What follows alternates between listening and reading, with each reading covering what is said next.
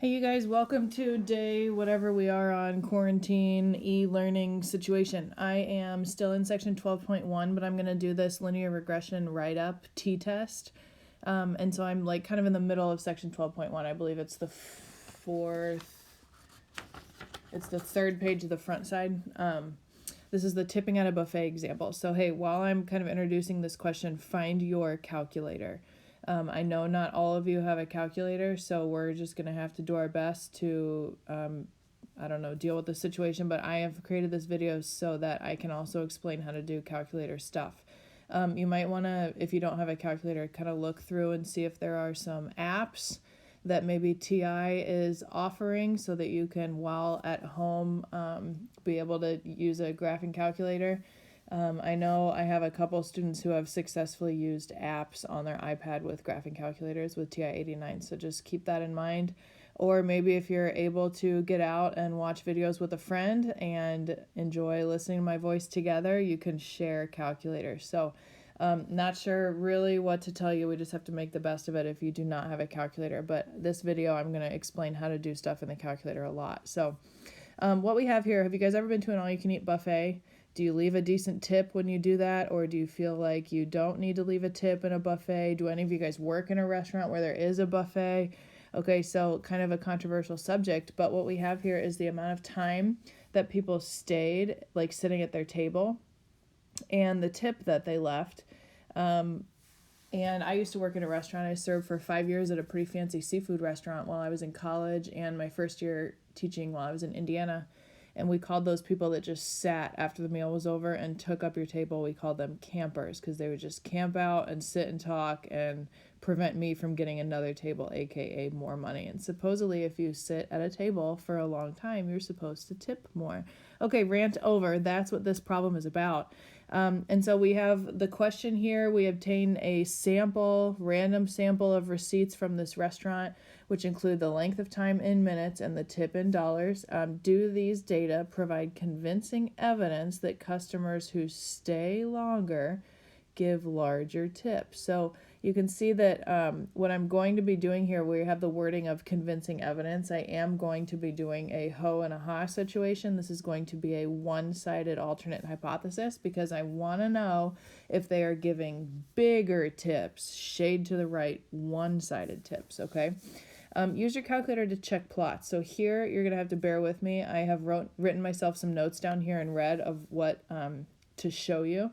And I am considering doing a live, like to answer questions or to show you like keystrokes of calculators on my Insta account. So just keep that in mind too. Or of course you can email me and I can try and, step 1, do this, step 2, do that. But I think that a lot of us will be able to follow along pretty easily. So first thing I'm going to do is define the variables. I'm going to say that X is the time spent in minutes. Make sure to label those appropriately. And Y is the tip amount in dollars. So we're not in a different country where we're doing pesos or euros or something like that. So it's important to always label with units, whatever our variables are that we're measuring. And remember to define the beta. This is a capital B, it's a beta. It's the slope of the population regression line, Y versus X. So remember, we just have a sample. And what we're trying to test here is if the slope is 0, aka no useful linear relationship, or if the slope is not 0. In this case, it would be greater than 0 because we're trying to say that if they stay longer, they're giving larger tips. That means that my Y equals mx plus b is probably increasing. That's what I'm trying to test for. And so first thing you want to do in your calculator, go ahead and clear your lists or reset it by doing second mem, F1, all RAM. Go ahead and clear your calculator just so that you have clear lists and everything else, but you're going to want to type this stuff into list 1 and this stuff into list 2. And just keep in mind that we have 12 different receipts here that we're working with, so that's going to be our N. And what you can do, the very first thing that I want you to do is to come up with the sample LSRL. And so what you're going to be doing here, after you type in the X and the Y, if you go to F4, which is regressions, it's F4 is calculate, and under the calculate menu there's a regressions option. This is what we did in chapter 3, but it's been a long time since we've had the calculator do regression lines for us. Option 1 is linreg, and then tell it to use list 1 as X and list 2 as Y. So yeah, that means you have to type list1 and list2, And then what you'll notice there is that actually it also calculates the residuals. And so what's going to happen is it's going to, after you go to F4 and then regressions and then linear regressions and then type list 1 and list 2, and you're going to hit enter, and it's going to give you like the A and the B, and that's these numbers here. And I just rounded them. My calculator gave me a bajillion decimals. I just rounded them. But it gave me a y-intercept of 4.535 and a slope of 0.03. And then if you notice that after you hit enter, it will take you to your list, and you should notice that it has also created all of the residuals. And so remember, all the residuals, what that means is, we haven't done this yet, so I'll get to that in a second, but we have this line of best fit that we are using as our predictions, and our predictions don't always fall on the line. Some of them fall really close, some of them fall farther away, but what the calculator has done is it calculated all those residuals for you, then it created its own list. We will use that later, but in order to get those residuals, you have to actually run the regression, which is done in F4, which is the calculate option, okay? This question didn't give us any of the graphs, so that's why I want to generate them on the calculator myself. And so I'm pretty sure you should be able to come up with a regression line that looks like this. What you're going to do is you still have your data in list 1 and list 2, but F2 is your plot option. You want to set up, and if you've cleared your calculator, it should have cleared all the plots and everything, but there is a chance that you might have to delete some of the plots if you use them for a different class, or if you used them earlier for stats and it just hasn't been cleared yet. So just keep that in mind. That's why it's a good idea to clear your calculator before you do a new question. But we're going to F2, which is plots. Plot setup, you want to define, make sure it's on scatter plot. Usually we do mod box plot, and that's when we're checking for outliers and stuff. But in this case, I want to do a scatter plot, so just make sure that you leave it on scatter plot. And you have to tell it the x variable is list 1 and the y variable is list 2. And then after you hit enter, remember it doesn't show the graph. You have to actually hit zoom data, and this is what it should look like here. This is our original scatter plot, and remember what we're looking for here. We have a moderately strong positive linear relationship.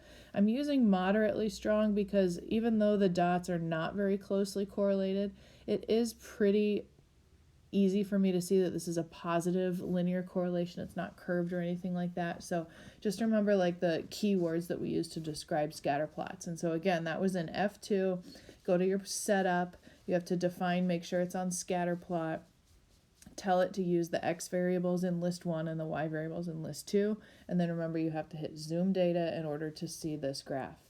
Don't worry if it didn't show the line. That's okay. That's just a different setting. Maybe if it had a random line or squiggly through it, that's probably in your y equals. So you might want to go into your y equals and delete whatever you have there from calculus or something else, because that will also show up on this graph, which might be a little bit confusing. Okay, hopefully you're okay with the scatter plot. Again, as questions come up, you guys write them down or send me an email right away so that I can try and help you. Pretend like you're in class. If you have a question or if you need help, you need to be a self-advocate and you need to ask. This is a weird situation, but I want to be able to answer your questions, and I know those questions are out there, and they're probably for more than just you. I bet a lot of people have the same question, so please ask. Post to Schoology, email me, do something, see my Instagram. I'm going to be using that to explain homework too. So, okay, anyways, residual plot. Do you remember when we did this regression up here that it created a list of residuals in your calculator? So like if you go to your list, if you scroll all the way to the right, there's one that's titled resid. Okay, we're going to use that to come up with a residual plot. So you cannot do a residual plot unless you have run the regression and the calculator has calculated all the residuals for you. Okay, and so how to do that? It's very similar to a scatter plot. We're still going to do F2 plots and then go into plot setup, and you have already used number 1 now, so that's why I'm just going to use number 2. You could also delete number 1 if you wanted to, or you could just have multiple different plots. So your calculator will only be able to plot one thing per plot. So I'm just going to use number 2. I'm going to define plot number 2, remember, because plot number 1 is this scatter plot. So number 2 is also a scatter plot. A residual plot does have a scatter of dots, so it's not a mod box plot or anything like that. And then in the X, tell it to use list 1, but in the Y's, we want it to use the residuals. And so how do you type in residuals here? You have to use your var link. And so here is something new, but you're in F2, which is plots, and you're in plot setup, and you're defining a brand new plot in your calculator. And when it asks for X, type list 1, because all of these X values here are still the amount of time that people are staying at this buffet. These are still the normal X values from our list. But for the Y values, we want it to use the residuals. How do you get it to use the residuals? Well, you go to varlink. Varlink is above your negative or your minus sign. On the far right, it's probably in blue. So you have to hit blue varlink. And then what you should do there is you should scroll down until you see resid. So you have all these options like A and B, and I forget what some of the other ones are, but your calculator has all of these different options where it stores stuff. And when you open up varlink, you just have to scroll down within the stats like variables, and you have to find the one that says resid. And so when you find resid, you hit enter, and it should copy like a code or something that goes right here. And then after you do that, it'll take you back to that screen where you have to say zoom data, and you probably want to turn off the first plot that you used. And so uncheck is F4. You probably don't want to see this scatter plot and this scatter plot on the same graph. So turn off this one just means uncheck it. Or you could delete it if you want to, but just uncheck it, and then that will show this. Okay, so one more time, you're still in F2, which is plots, and you're going to plot setup, and you're defining the second plot because the first plot is already being used. Your X list is list 1, and your Y list you have to look up using varlink, which is blue above the minus sign, and you have to find the residuals, and it's finding the residuals in the table that it already calculated. And so after you go to varlink and you scroll down until you see resid, it will copy that code right here. And then you can just hit zoom data. Make sure you don't graph this scatter plot and this one on top of each other. You'll want to uncheck the first plot that we did. Okay, let's move on to the last thing. This is a normal probability plot. So the residual plot we've never done as a class before. Congratulations, you learned something new in your calculator, hopefully. In this case, we have done a normal probability plot before. Remember that that's its own option. When you go into F2, one of the options is normal probability plot. And so don't go like to define, there's a different option in F2 for normal probability plot. And it's going to default to whatever is the next plot that's open. So like my calculator is using plot 3 because I'm using plot 1 for my scatter plot and plot 2 for my residual plot. So therefore the calculator is defaulting to plot 3. That's fine. Let it use whatever plot it wants to. You don't have to worry about that. It's going to ask you, what do you want me to use as your lists? And so remember, a normal probability plot, this is still all of the X values here. And so the list 1 is all of the X values. Don't forget that. We're still typing list 1 into the X values. And then what it does, kind of like how the calculator created the residuals when we did the regression, it's creating z-scores when you open up the normal probability plot. Because remember, these Y values here are z-scores, and that is very exciting. So what it's going to do there is it just creates some z-scores for you. You'll notice a new list amongst all of your other lists in your calculator. But after you tell it to use list 1 for the X values, it will take you back to that F2 screen with all of your plots defined. You'll want to uncheck your residual plot now too, because we don't want a bunch of plots being graphed at once. I only want to look at plot 3 now, which is the normal probability plot. So uncheck the others and make sure that you zoom data, and you should be able to see a fairly linear normal probability plot. Remember, when it's the normal probability plot, what it's supposed to look like is fairly linear. I forgot to say what the residual plot is supposed to look like. Remember, that's supposed to be a consistent random scatter with no obvious curve or pattern. And they're also not supposed to get like farther away from the axis like this. They're also not supposed to get closer to the axis like this. That's the equal variance condition. And this residual plot looks pretty good. It's a consistent random pattern, no obvious curve or shape or anything like that. So we are good to go. So thank you for bearing with me through trying to, go through calculator stuff. It's always just a giant cluster whenever we do calculator stuff in class, especially via video, but I can help you also if you don't want to wait for me or do something via email. I highly recommend Google. Those of you that come up and ask me questions about your calculator, usually the first thing I do is I Google it. So just keep that in mind, you guys. Be an advocate, be resilient. You can do this. Ask questions. Be diligent and dedicated, and we can do this. Okay, finally, let's go back to answering some questions about this tip situation. Okay, remember, I have everything written out, not to overwhelm you, but just so that I can slowly walk through it.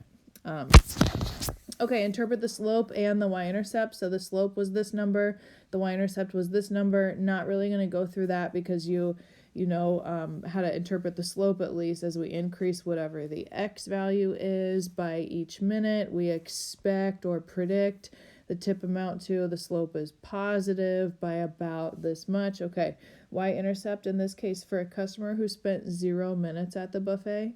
Okay, that doesn't make sense in context. The example we talked about yesterday was the price of a car. When the car is brand new and has 0 miles on it, that does make sense. In this case, it doesn't make sense for somebody to leave a tip if they spend 0 minutes at the buffet. That means they didn't go to the buffet. That makes no sense. Okay, sometimes that happens for a y-intercept, sometimes it doesn't, but our number here is 4.54. Remember I talked above about the ho and the ha? We're using the beta, which is the true slope of the population regression line. The ho, you always assume it's 0, meaning that there is no useful linear relationship between the two variables. And the ha is what you're expecting or suspecting. I suspect or want to know if people are leaving larger tips. That's why it's one-sided, shade to the right. Here's our introduction sentence. Remember, sigma is unknown. That's why we're using t. Our alpha is 0.05 since none was given. Degrees of freedom, remember that's n minus 2 because we're measuring 2 variables. That's why it's n minus 2 for this chapter. At least that's the way I remember it. We had 12 of those receipts up there, so minus 2 gives us 10. You will need that in order to calculate this SE sub B. Okay, we got to do one other thing in the calculator before we could use this formula. So remember, this is our test statistic. In this case, it's a t. When we know the sigma, we use a z. That's the same thing we've been doing all semester long, but this is our test statistic. And then remember on your formula sheet, it says statistic minus parameter over standard deviation of statistic. So here's the variables that you fill in for this chapter. We use the sample slope from the LSRL, which is above. We use the b from the ho, which is 0 in this case. We're assuming there's no useful linear relationship. That's our parameter. This number we haven't calculated yet. How do you get that number? You have to run the whole test in the calculator. And so how to do the entire linear regression. Yes, one of those options in your test menu, which is F6, is linear regression. And it's actually, there's so many options that you have to scroll way down to the second page, and it's actually option A because they ran out of digits. And so you have to be able to figure out what this SE sub B is. Remember, that's standard error of the slope. That is what we use here for the standard deviation of the statistic for this chapter. You have to actually run the linear regression t-test in the calculator. So go to F6. You still have all the data typed in, but remember F6 is your test option. And then if you scroll all the way down to the second page, one of those options is lin reg t-test. That's option A, actually. You have to tell it to use list 1 as X and list 2 as Y. And then did you notice it asks about the alternate hypothesis? You can change it to either a double-sided or a single-sided shade to the right or shade to the left. So in this case, our ha is shading to the right. So that's why I changed that alternate hypothesis to shade to the right. And it's going to spit out all the answers at once. You have to scroll down. It'll say SE slope. That's this number. That's what you need to show for full credit to show the work for the formula. But it's also going to give you the test statistic. It's also going to give you the p-value. Remember that you can also alternately, in this case, you can go to TCDF and then do 1.231, that's our test statistic, to infinity with degrees of freedom of 10. So just keep that in mind. That'll give you this as your p-value. And remember, this is the shaded area. And we're comparing this p-value to the alpha. Is this p too low? No. So the ho must not go. We fail to reject the null. In this case, when you fail to reject, remember you just state what the null was. The null was that the slope of the population regression line is 0. We do not have evidence because we failed. Remember, those go together. We do not have convincing evidence because we failed of a useful linear relationship between the amount of time spent at a buffet and the tip amount. We cannot be confident that customers who stay longer at buffets leave larger tips. Okay, and that kind of makes sense. If I were to bring this whole thing together, we do have, if you look up at our original scatter plot, remember how it was like kind of moderately positive, strong, but I bet that this positive slope is just by chance because these are not that closely correlated. And so that kind of makes sense to me in terms of, do we really think people tip more if they stay longer? Probably not. Okay, anyone who works in a restaurant can probably vouch for that also. Okay, you guys, please send me your questions or see me on Instagram so that I can walk you through a calculator thing or whatever you have. Okay, I'd love to hear from you. Thanks for watching. Sorry, this got a little bit long. I tried to go really slowly through the calculator stuff. Okay, goodbye. Have a great day.